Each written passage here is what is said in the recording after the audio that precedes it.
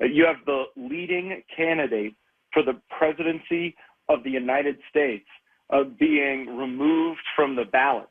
And all the while, you've got the Biden administration and their allies calling Donald Trump a dictator.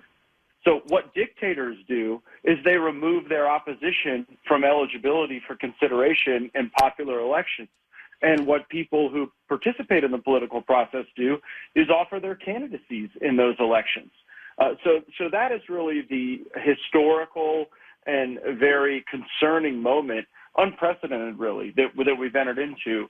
And then beyond that, in Colorado, there are some very close frontline congressional races. I think of my good friend Lauren Boebert. I think of Doug Lamborn. Ken Buck is leaving Congress, so that'll be a seat that will have all the rambunctiousness of an open seat.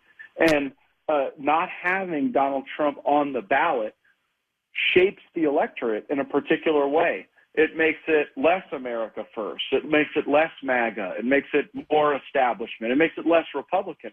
And so it's not just the impact historically on the presidency, which is searing and deeply, deeply troubling, but it's also potentially dispositive as to who might control the House of Representatives.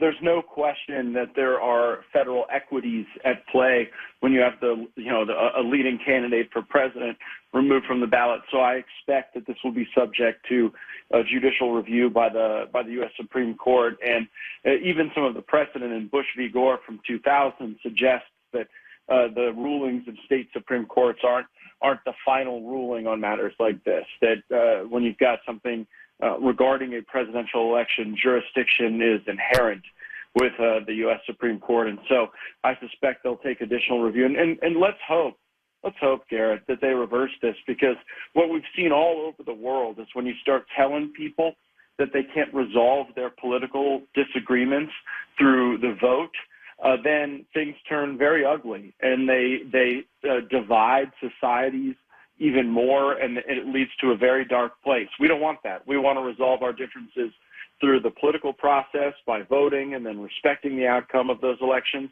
And I'll be honest with you, I don't think you would see some of these rulings that are so unprecedented if Donald Trump wasn't leading in the polls in every swing state.